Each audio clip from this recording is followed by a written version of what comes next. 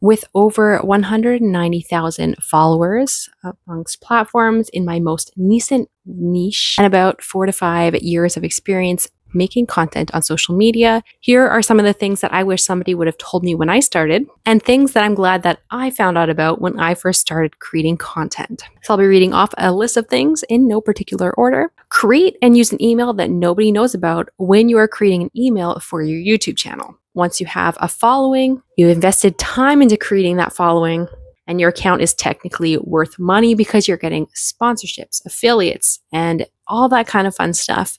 Getting hacked and losing your account is worth a lot. So to save yourself from potentially getting hacked, use an email, better yet, create an email and use that email just for your YouTube account. This is an email that nobody knows about, not even your spouse, not even your kids, not even your mother. No one should know about it. Create it. That's your YouTube account. So if anyone finds out what your email is, whether it be your personal email or your business email, the email that people will eventually start contacting you through, they cannot use that email to hack you, okay? Because it's not connected to your YouTube. That makes sense. Because the years that you'll be spending on that channel, you don't want to lose it just by accidentally using an email address that people know about. Know that there is a blocked words list on YouTube and a lot of other platforms. So, for example, if you have different phrases or words that you don't want to be used in your comment section, whether it be political, inappropriate, maybe it talks about something that you're insecure about, or it has some personal information containing things like maybe your address, which you don't want people to know, your phone number, your maybe last name if you're not sharing that, personal information about your family, maybe the school your kids go to. You can add those keywords into your blocked word section on YouTube. And I suggest that you don't put everything all together. So, for example, if you put your full phone number together, if you get hacked for whatever reason, let's hope it doesn't happen, but let's say it happens, somebody might be able to find out that information just by looking at your blocked words list.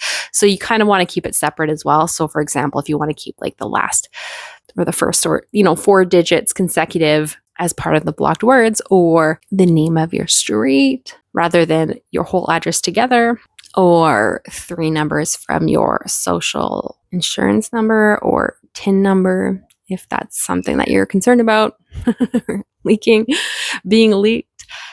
So know that there's a blocked words list, and you can constantly be adding to it. For example, if you start seeing certain political comments or things that you don't want to see in your comment section, that they start popping up, you can add it to the list. And this will make it so that you don't have to constantly be reviewing your comments. YouTube does that for you and it filters it for you. I think on Facebook as well, you can have certain things that you don't want to happen or be said. And if it's done a certain amount of times in a certain amount of time, I believe you can automatically make it so that that person is blocked from your page. But I can't remember exactly how that works with Facebook. But just know that there are different systems put into place that help protect you and help protect your time and energy as well. So you can make things automatic so that if someone says something, or if you see someone constantly commenting, you can also, this is another thing, you can also make it so that they are hidden from your channel. So let's say they are trolling you. And instead of blocking them so that they know that they're blocked, like removing them completely, I think that's what it's called, blocking, you can make it so that they think that they're commenting things on your channel, but like nobody can see it. So they're just kind of wasting their time and they don't know that they're blocked. So they don't create another account. Anyways, just know that you can have blocked words and that you can have different systems to protect your time and your energy. It's a marathon, not a sprint. Very often we think that, okay, I see this person make a video on something that is very silly and they've had millions of views. And then you post a video and you only get 9 views. This is very normal. So when you start making videos, expect to only get maybe 10 views for a very long time. And that's normal. So adjust your expectation, because we see people on our homepage, people who are already successful. Along with that, the first videos will be your worst videos. Accept that they will suck, and it's okay to start scrappy. Don't be a perfectionist.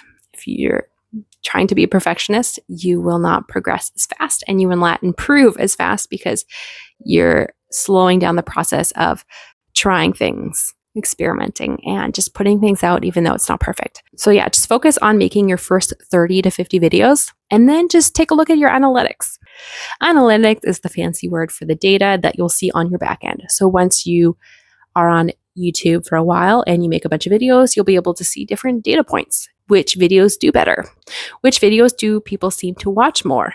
And then after looking at those analytics, you can decide what you want to continue making and what you don't want to continue making because it's just maybe a waste of your time. So make your first 30 to 50 videos, then analyze them. Another thing I would say is to choose a platform that you want to invest pretty much all your energy into. Yes, of course you should repurpose your content if you can. So for example, in my most latest niche, I started making content on TikTok. They started to do well. So I was like, maybe people actually like this kind of content. So in order to work smarter, not harder, whenever I made a TikTok, I would post it on YouTube and then I'd post it on Facebook and then also Instagram. And I did a bit on LinkedIn as well when I had my LinkedIn, but I'm deleting that because I don't want that anymore. So work smarter, not harder in the sense that you can repurpose your content on different platforms, but focus on one as your main focus because that's how you're going to see results, is by constantly working on that platform. For me, it's YouTube. For you, it might be another platform, but I would say really look into what are the pros and cons of each platform, which I did a whole video on that. Check that out right here. I'll also link that video in the description so you can kind of decide which platform you want to invest your time and energy into. Which, speaking of choosing a platform, you want to really know who your target audience is. A common mistake that a lot of creators make is just trying to create a bunch of content that they think a lot of people will like. I heard Sean Cannell say this: when you try to reach everyone, you reach nobody, and you wonder why your videos aren't doing well.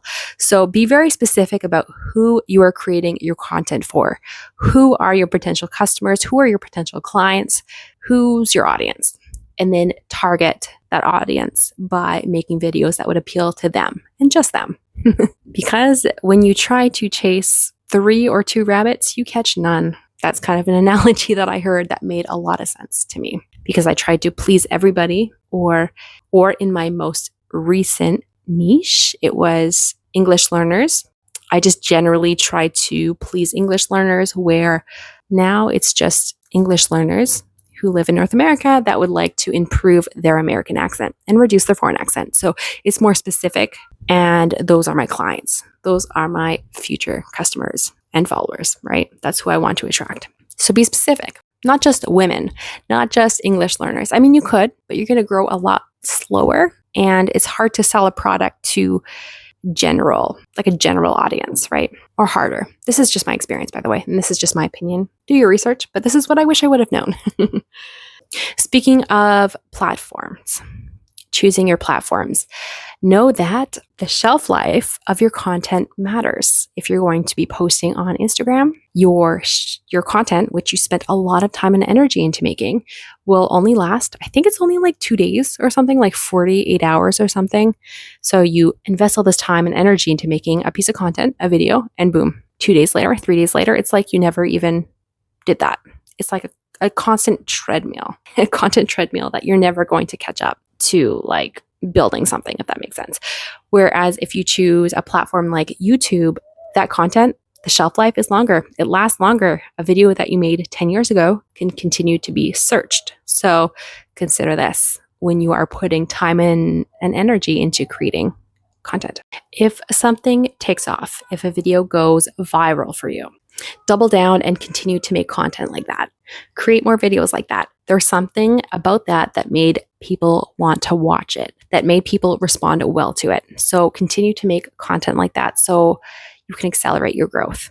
Because if you ignore those signals and you just continue to create content like you were creating, chances are you might not grow as fast as when you continue to make that kind of content. Double down and accelerate your growth. There's something about that people liked because you've tapped into something that is working. Next, let's continue talking about YouTube. What I'm about to say, it's a little polarizing. So do your own research and do what's best for you. One thing I regret is posting shorts so like TikTok form short videos kind of thing, on my main channel with my long form video. So the long form video that's shaped like this, and then the TikToks that are shaped like that. I ended up removing 600 videos, shorts. Yes, 600 TikToks from my channel, and then transferred most of them to a new YouTube channel, which is my shorts channel. So I have my long form video channel and my shorts channel. This is something you may or may not agree with, but I kind of wish I would have done that sooner rather than having to spend hours and hours and hours of deleting or unlisting videos and putting it and transferring it to a new channel. Shorts viewers are different than long form viewers. In my opinion, I feel like that is what really ruined my channel. I can get into that in another video if you want to know how and why I believe shorts ruined my channel. So I wish somebody would have told me, separate them, create 2 different channels. Next, I would say don't share your videos and channel with your friends and family unless they are actually your ideal audience. What this does is it brings a lot of people to your channel that aren't actually your ideal viewers. Because of that, they're not going to watch that 20-minute video of something they don't really care about. They'll click on it because they want to support you. Maybe. Maybe they won't click on it. And then they'll watch a few seconds, be like, oh, that's cute, and then exit out of it. What this says to YouTube is that people that watch your videos don't like it because they didn't watch the full 20 minutes. They didn't watch even half of it. They watched 30 seconds and just left. They thought you were cute, wanted to see what you was all about out of curiosity, but then they left. I would say let the algorithm do its work. It's hard, it's painful to start a YouTube channel and only have, 5 views and then 10 views and then 10 views and then 10 views and then eventually maybe 50 views and then maybe 100 views. It's painful, but letting YouTube do the work of finding your ideal audience, because you've created those videos for your ideal audience, that will organically bring the right people in who would actually be interested in what you have to talk about, rather than a bunch of family and friends. Maybe you have 100 people that subscribe to your channel, but every time they scroll on YouTube and they see, your video pop up, they continue scrolling because it doesn't really speak to what they want, because it doesn't speak to their needs, their desires, because they're not your ideal audience. So whenever they scroll, it sends bad data signals to YouTube saying, obviously, her video isn't good because people won't even watch it, right? Because they're just scrolling. They're like, oh, that's cute. And they scroll and they don't watch it because their video doesn't pertain to them. They're not your ideal audience. Yeah, again, make only videos for your target audience and don't share it with people who are not your target audience. It just creates bad signals. And if you create random videos that have to do with nothing or that are not related to your niche, if it takes off, do you really want to continue making a channel around that niche? Like, let's say, I don't know, you have a channel on English, learning English and whatnot, and then you do a baking video, and then that baking video goes viral, at least viral for you. What that means is that people are coming to your channel for baking, right? So then once you start making videos again for English learners and people who came for the baking start seeing English videos, they're like, I came for the recipe. They'll just scroll. In turn, they'll send bad data signals to YouTube, which kind of ruins your channel in a sense, because people who came for the baking, they start seeing your English videos and they're like, oh, I don't want to watch it. I don't want to watch it. And then that tells YouTube that, well, your videos are not appealing to your followers. So your followers that came for the baking.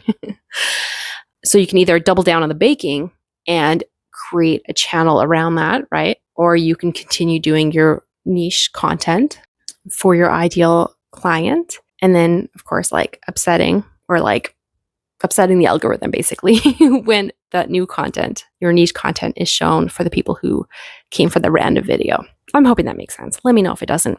Again, it's a long journey, so it can be hard. So be careful not to compare yourself, your chapter 1, to somebody else's chapter 50 or chapter 99.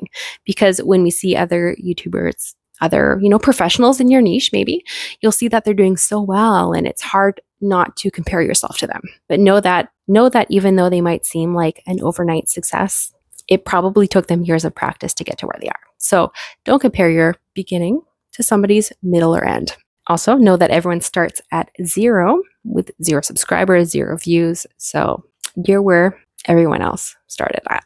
Another thing is that you can start being a YouTuber with just $20 to $30. You don't have to buy fancy equipment. I still film on a phone. Almost everyone has a smartphone. Film with that. Again, I have a video. I'll link it up here of different equipment that you can buy to just start, with minimum investment, with an investment of, $20, $30. Some advice that I took that I wish I didn't was to hire out as soon as you could. There was a time where I was like, okay, I'm just going to go all in. I'm going to hire a video editor and just pump out, 3, 4 videos a week, because people told me that if you hired out sooner, so if you were making videos, if you hired a video editor and you were able to pump out more videos, you would grow faster, which in principle, yes, but I had a lot of skills to improve in order to make my videos a lot more, a lot better in terms of content and stuff like that. But I hired out. I was pumping out videos, like 3 to 4 videos. It was 2 to 3, actually. 2 to 3 videos that I'd publish a week. I spent a lot of money, and I mean a lot of money, in hiring an editor, because I thought, oh man, if I could 3x my growth. Because if I was putting out 150 videos versus 50 videos a year, then I'm going to grow, 3 times faster. I didn't explode in terms of growth. I didn't explode in terms of revenue. There were things I needed to learn before that. So be careful when people tell you to hire out and to hire a video editor in order to grow faster and to make money faster. Because, it can happen, but it didn't for me. Now what I use is a video editing tool using AI. So if you want to pump out content faster, to make more content and save more time, save more money, what I personally do, you don't have to do. What I personally do is, instead of adding text at the bottom of the screen all the time, which takes hours and hours of editing, I will just take a whiteboard in my new niche and I'll just write key things that I need to share, so that when I'm editing, I don't have to add text. I don't have to double check the spelling. I don't have to stress out about it. That's done in the editing. So I have a whiteboard that I write on. Then I also have an AI editing software, which I will link down below. Instead of spending 3 to 5 hours of editing out my breaths, editing out my pauses between sentences, because that will lose people, I just pop it into that program. It basically puts everything in red whenever I say whenever I breathe, and I look it over quickly in double time usually, and it's amazing. It saves me 3 to 5 hours per video, plus the 1 to 4 hours of adding text to everything. I just use my whiteboard. So if you are interested in using that program, check it out down in the description. And it is an affiliate link, so I do get a commission from whatever purchases are made through that link, but it's at no extra cost to you. So it's a lifesaver for me. But I do think that a person should know how to edit themselves before they outsource. So whether they outsource by getting a video editor or outsource by, having this really cool AI program, I think it's good to learn the video editing skills as well. And then I use an editing program on my phone called InShot. So whenever I want to do special effects, whenever I want to, as an exception, add font or whatever, I will use InShot. I believe it's still free. It says that you can remove the watermark one time on the free program, but when I was using the free program, I just continued removing one time. But I ended up, investing in the program, which is I think it was less than $10 for lifetime access, but I could be wrong. But it's a lot more affordable than CapCut. So a lot of people are into CapCut because of CapCut because of TikTok, but it's a lot more affordable than CapCut. And I'm not an affiliate for that. And I also use it to flip the image when I write on a whiteboard. Oh, and as you start to grow, you will have different companies try to contact you to promote their product, to, make money doing that, whether it be through sponsorships or through, affiliate marketing. Don't promote a product that you don't personally love or that you wouldn't personally recommend to a friend or family. It takes a while to build trust with your audience. And once you start doing that, even once, people won't trust you in the future. So only promote things that you like and that you use, or, things that you trust. Another thing that I learned in MLM, multi-level marketing, when I was a rep, was to provide value 80% of the time and then promote and talk about things that you offer 20% of the time. So the 80-20 rule. Because if you're constantly like, hey, buy this. Hey, look at this program. Hey, this is a course that I'm selling. It becomes salesy if that's all that you're doing. So if you're creating free value for 80% of the time, maybe it's teaching people something, maybe it's showing people how to do something, maybe it's inspiring people, I don't know. You're doing that 80% of the time. 20% of the time you can, hey, if you want to work with me, this is how you do it. Hey, if you're really interested in the kind of products that I like, check this out. Hey, if you're interested in saving time, I have this product here, like I did just, a while back with my AI editing tool. I love it. I trust it. I use it, right? So of course I'm promoting programs that I like, but I'm also kind of dropping it in there. So I do make sales through that, right? Another thing that's really cool that was a perspective shifter for me was it's easier to attract customers than it is to chase. I meant to say chase customers, because if you're constantly chasing after people saying, hey, be my customer, or hey, do you want to improve your accent? Buy my course or book a session with me, right?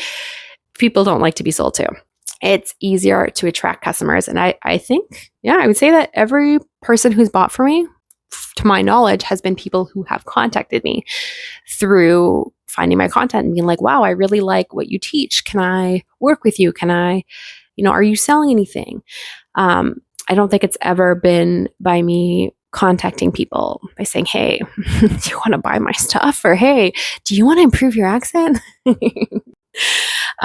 People don't like being sold to, which I think you probably understand as well if you are a human being.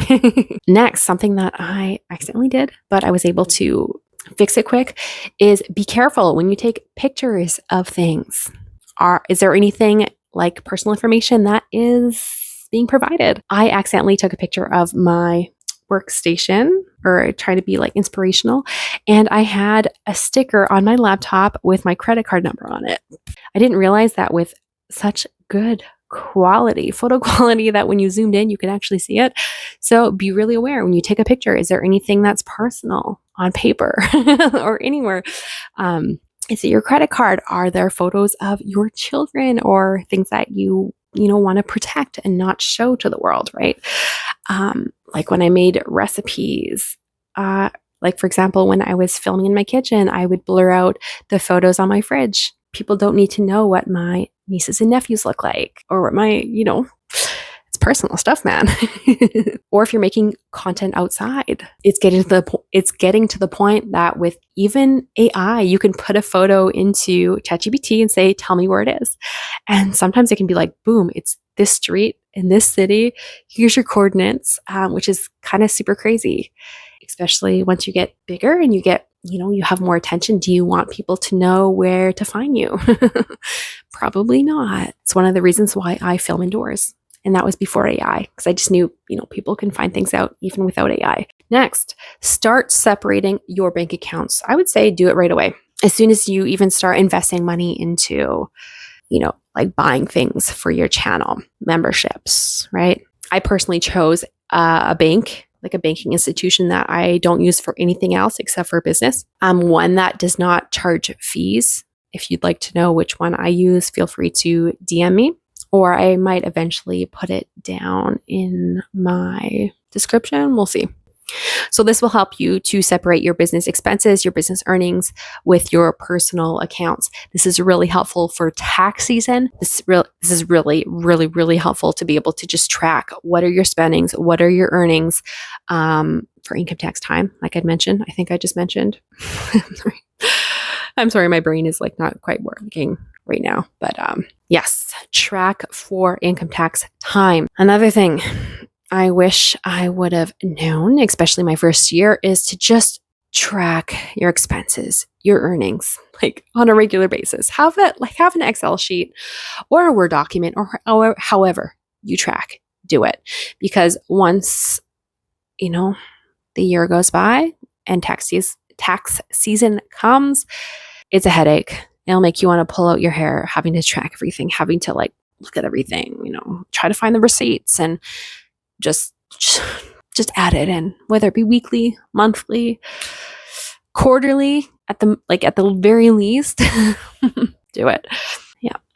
The taxes are a pain in the butt, even as just somebody who works like a real job, a real job, where you have an employer that pays you, and does the deductions and stuff. It already is a headache. Never mind having multiple streams of income. You have affiliate marketing, you have sponsorships, you have, clients. You might start selling courses, right? And then you have to track that as well. If you're Canadian and you need to worry about like GST and like PST or QST or wherever you're living, be on top of that as well. I think with the CRA, you need to have to be making a certain amount of money before that. Yeah, anyways, get on it. But hey, this video is already so long. So if you want to continue watching videos on growing on social media, feel free to check it out here. If you are an accent coach, there will eventually be a playlist here where you can watch videos on advice to accent coaches wanting to build their social media presence and brand. So yeah, anyways, take care.